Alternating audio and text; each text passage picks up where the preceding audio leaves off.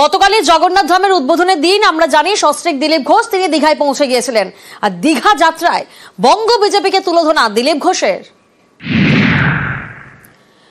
দলের কিছু লোক খুব কষ্ট পেয়েছেন বলে খোঁচা বঙ্গ বিজেপির বর্তমান দশা নিয়েও খোঁচা দিলীপ ঘোষের। তার নেতৃত্বে বঙ্গ বিজেপির হাল ভালো ছিল বলে তিনি দাবি করছেন। যতদিন দলে বিভেদ ছিল না ততদিন ভালো ছিল বলে দাবি করছেন দিলীপ ঘোষ। অপসংস্কৃতি পার্টিকে ডুবিয়েছে বলে দাবি দিলীপের। মুখ্যমন্ত্রীর আমন্ত্রণে গতকাল দীঘায় যান দিলীপ ঘোষ। জগন্নাথ মন্দির পরিদর্শন, মুখ্যমন্ত্রীর সঙ্গে বেশ কিছুক্ষণ কথা হয় দিলীপ ঘোষের। দিলীপের দীঘা যাত্রায় সমালোচনা বিজেপিরই একাংশ। আজ সস্ত্রীক মর্নিং ওয়াকে সমালোচনার জবাব দিলেন দিলীপ ঘোষ।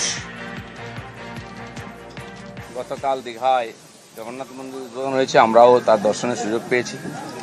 এই ঘটনাকে নিয়ে বহু রকম তর্ক বিতর্ক শুরু হয়ে গেছে। পশ্চিমবাংলায় সবকিছু তো রাজনীতি হয়েওছে, কিন্তু আমার খুব মজা লাগছে, আমার পার্টির কিছু লোক খুব কষ্ট পেয়েছে। যে পার্টির কর্মীরা কষ্ট পেয়েছেন, হতাশায় ভুগছেন, কেউ কেউ ভাবছে সুসাইড করবে কিনা। আমি বলছি বিজেপি করতে গেলে হতাশায় ভুগবেন না, চোখের জল ফেলবেন না, কারণ আমরা পার্টি দাঁড় করিয়েছি রক্ত দিয়ে আর ঘাম দিয়ে। যেন বিজেপির কর্মীরা পেছনে তাকায় না, ভয় পায় না, সন্দেহ করে না। যতদিন আমার মনের মধ্যে, আমাদের কর্মীদের মধ্যে সন্দেহ ছিল না, বিভেদ ছিল না, পার্টি এগিয়েছে। যেদিন থেকে এই ধরনের অপসংস্কৃতি ঢুকেছে তখন থেকে পার্টি পিছোচ্ছে। দিলীপ ঘোষ 42 বছর ধরে ঘরবাড়ি ছেড়ে সমাজের কাজ করছে, 10 বছর রাজনীতি করছে। দিলীপ ঘোষের দিকে আঙুল তোলার হিম্মত কারণে না পক্ষে না বিপক্ষে, যে কোনো ধরনের আমি চ্যালেঞ্জ করছি। যাদেরকে আমি নিয়ে এসে নেতা বানিয়েছি, যারা বিজেপি দেশে করে খাচ্ছে, তাদেরই বেশি পেট ব্যথা হচ্ছে। আর গতকালই দিলীপ ঘোষের এই দীঘা যাত্রা নিয়ে দল বদলের একটা জল্পনা সামনে আসে। পার্টি ছাড়বেন না বলে জানালেন দিলীপ ঘোষ। তিনি দল ছাড়লে কয়েকজনের সুবিধা বলে খোঁচা।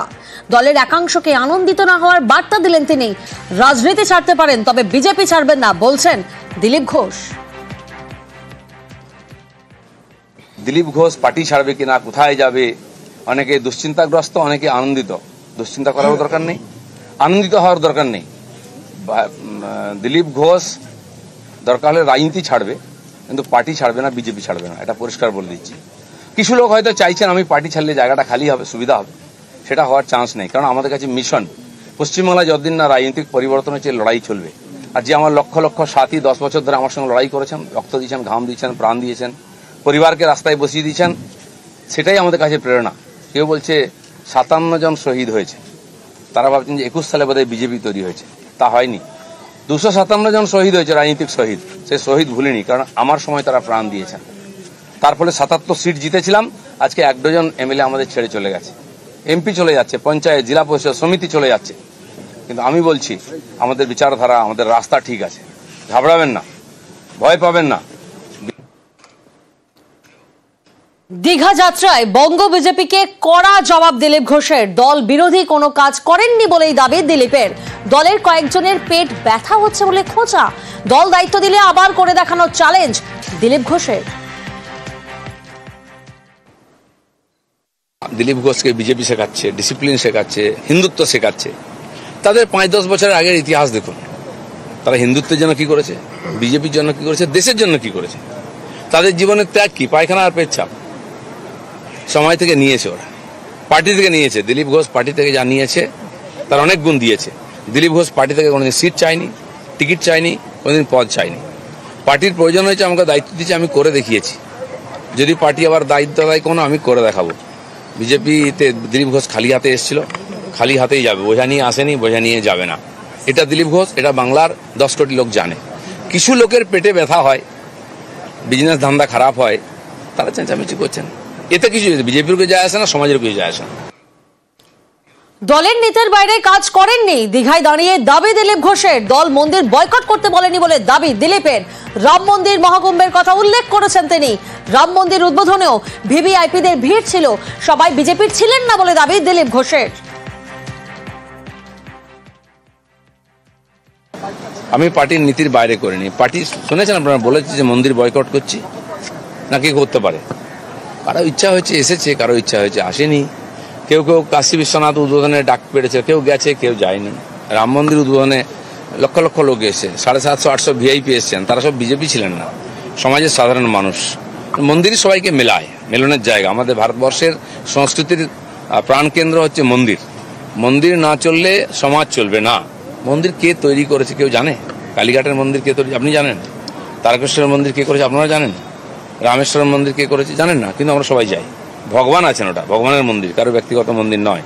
আর এটা তো পাবলিকের পয়সা হয়েছে, দিলীপ ঘোষেরও পয়সা আছে, ওতে ট্যাক্সের পয়সা আছে, কিন্তু আমার আসার অধিকার আছে।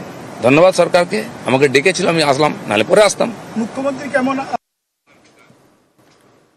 দিলীপের নিশানায় দল বদলুরা, অন্য দল থেকে এসে বিজেপিতে অপসংস্কৃতির চেষ্টা বলে তোপ।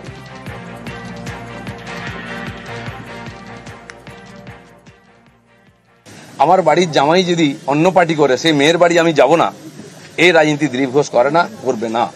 যারা করতে চাইছে এটাকে, বিজেপিকে এই অপসংস্কৃতি আনতে চাইছে, তারা বিজেপি জানে না, তারা দিলীপ ঘোষকে চেনে না, এর পিছনে কত ত্যাগ তপস্যা আছে জানে না।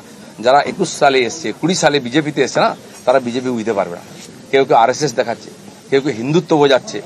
দিলীপ ঘোষকে হিন্দুত্ব বোঝাবেন না। আমার কাটলে গায়ে হিন্দুর রক্ত বেরোবে, বিজেপির রক্ত বেরোবে। বাকিদের গায়ে কি রক্ত আছে আমি জানি না, কারণ বহু জায়গায় ঘুরে এসছেন তারা। কে বড় বড় কথা কারা বলছে? যারা মমতা ব্যানার্জি আঁচলের তলায় থেকে নেতা হয়েছে। আরো বড় বড় কথা বলছে অনেকে, চরিত্রের কথা বলছে। যারা কালীঘাটের উচ্ছিষ্ট খেয়ে জীবন কাটিয়েছে, আজকে বিজেপির উচ্ছিষ্ট খেয়ে বেঁচে আছে, তারা দিলীপ ঘোষকে ক্যারেক্টার সার্টিফিকেট দিচ্ছে। যারা 4টে বিয়ে করে, 14টা গার্লফ্রেন্ড রাখে, রাত্রের জীবন একরকম, দিনের জীবন একরকম, তারা দিলীপ ঘোষকে ত্যাগী ভোগী বলছে। আহাম্মক। রাস্তায় দাঁড়িয়ে বলো, লোকে কি বলবে? দিলীপ ঘোষ আজকেও রাস্তায় দাঁড়িয়ে আছে, কালো দাঁড়িয়েছিল, আগামী দিনেও থাকবে। দিলীপের বিরুদ্ধে নালিশ শুভেন্দুর, অমিত শাহকে দিলীপের বিরুদ্ধে নালিশ শুভেন্দুর। দীঘায় দিলীপ মমতার সৌজন্য বৈঠক সম্পর্কে নালিশ। দিলীপ ঘোষের বিরুদ্ধে সরব জগন্নাথ চট্টোপাধ্যায়রাও। বিজেপি নেতা সুনীল বানসালের কাছে নালিশ জগন্নাথদের অভিযোগ, কান দেয়নি কেন্দ্রীয় নেতৃত্ব। দিলীপের মন্তব্যের জবাব দিতে মানা বিজেপি নেতৃত্বের। বঙ্গ বিজেপিকে দিলীপের সমালোচনা করতে বারণ। দিলীপের সঙ্গে যোগাযোগ শীর্ষ বিজেপি নেতৃত্বের। মন্দির দর্শন নিয়ে কথা বলতে চাননি দিলীপ ঘোষ। দিলীপের সঙ্গে যোগাযোগ 3 সাংসদ এবং 5 বিধায়কের।